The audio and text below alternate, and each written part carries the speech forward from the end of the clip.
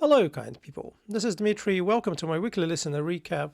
This is going to be a rather short video, I'm afraid, partially because it's a week after I solved the puzzle, partially because I'm just a little bit pressed for time now, and partially because, to be honest, this for me wasn't among my favorite puzzles of the year. There were some really nice bits, and it kind of holds, but sort of, yeah, not my favorite theme, and some decisions I found somewhat hard to justify thematically.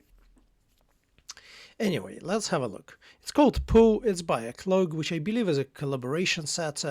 If I look at the listener website, it's an interesting case of a puzzle that is so Eclogue, I think, is two setters, and each with their own pseudonyms, but they haven't really submitted any puzzles under the individual pseudonyms, unless I'm mistaken and I'm missing something.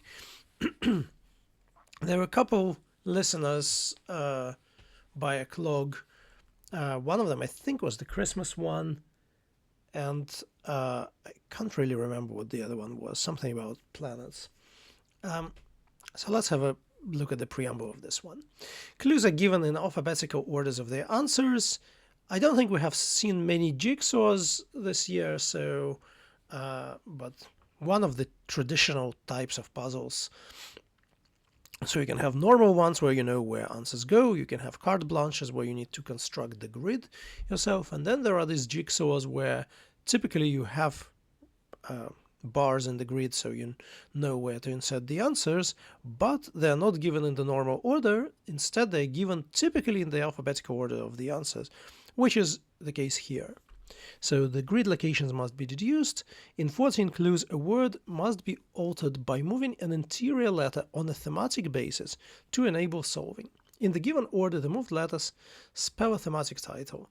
From each clued answer, a letter must be omitted wherever it occurs and placed in the perimeter cells at the nearer end of the entry. So for example, if, say, nearer here would be an answer, and the chosen letter was E, then we had to remove it from those two positions, and we end up with this as the entry, and so that would fit in the 4-letter slot somewhere here, for example, in which case the near end of the entries row column would be here, so we would put E here and NAR there. And of course, it could be the case that instead, the omitted letter is letter A, in which case NARA would be the entry, and it would fit in some 5-letter slot. Reading clockwise, the perimeter will contain the full name of the title's creator. There are lots of cells in the perimeter, so that must be a very long name, as you can see. The 6 unclued answers are also thematic. Chambers primary reference, 1 clued answer is an abbreviation. So, what can I say here? Well, first of all, that was very hard, and that involved a lot more code solving that I was comfortable with. I mean, I typically try to use as kind of to start filling the grid as early as possible, and basically use as much kind of feedback from the crossing letters as possible. But here it was very hard, and of course it's hard because you don't really know where things go. So what you can do, and what I typically do with these jigsaws, I count the number of different slots in the grid of different lengths, and so I create some kind of count here for different. I think here they're all between 3 and 8. Well, there are two letter answers, 2-letter entries here, and so the enumerations after the clues are the answer lengths, and so as you can verify after solving one of them, and so that means that, for example, the 3-letter answers have to go into those 2-letter slots, and there are only 2 of them. So that might be the entry, and in fact it was the entry for me because that allowed me to place this one. So the problem is that, yeah, the grid is not symmetric, so you can't really mirror it at the top of the grid, and for everything else it is hard, right? So, I mean, one thing you notice is that there is an 8-letter thing here, and there are no 9-letter answers, and that means that this has to be an unclued entry. So you get some help from there. But apart from that, I mean, I had to basically get the title first before I could enter anything substantial in the grid. And I didn't find it particularly a good kind of solving experience.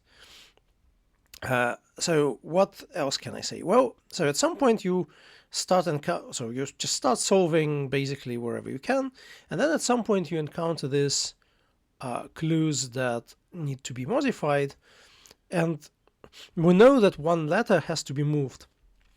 And so here I thought, instead of suing, I really wanted to be using. And so the letter U moves outside. And then when you solve a little bit more of those, you realize that the letter always moves outside from the interior. So like here, acre becomes race.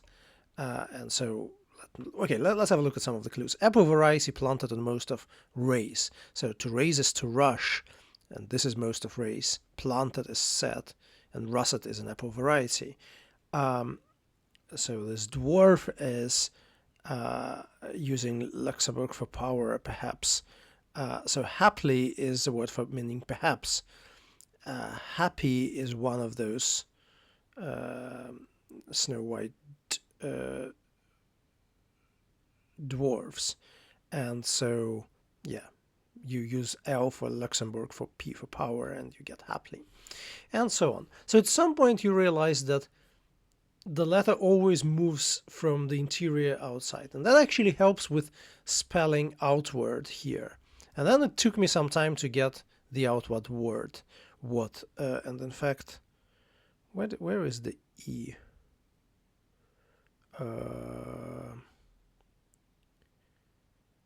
Where is the E?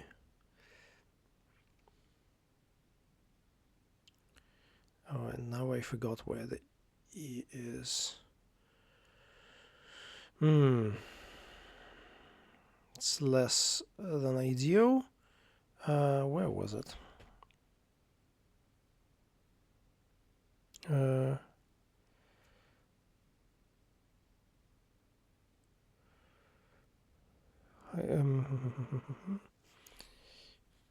Let me pause it and find it. I'm not even sure I got it, because I mean, as soon as I got this 3, I got the title, but I suspect it's probably this rear pops out to make it rare trunks. Because height is store, continuous is, you go back and you get torsi is clearly plural for trunk, for torso, but maybe it's like a rare way of forming that plural. Not 100% sure, but anyway. And so you spell the outward urge. And turns out this is a sci-fi novel by the chap with an astonishing full name, which probably gave like the reason for this whole puzzle. For creating this construction. So he's called John Wyndham Parks Lucas Bainan Harris. And so then with some care, because you can't really, it doesn't fill the perimeter completely, because for example here we knew it was an 8-letter entry, and so there is you can't put anything on the perimeter there. But once you know in which order you have to drop the letters, that is not that hard to fill the grid now. So what do I think about this? I mean, I really enjoyed the thematic clues and the idea that, you know, the outward urge, so you pull the letters out. But to be honest, that's probably all I enjoyed. I mean, there's too much code solving for my liking and not enough reward for this code solving in the end. I don't mind code solving for, Magpie E graders when there is some stunning end game, or where you just then still have to piece it together. But here it just basically falls into place as soon as you get your all the thematic clues, or enough of them to be able to guess the outward urge, which I think is a rather obscure piece of literature that definitely for me, but I think even for the British folks.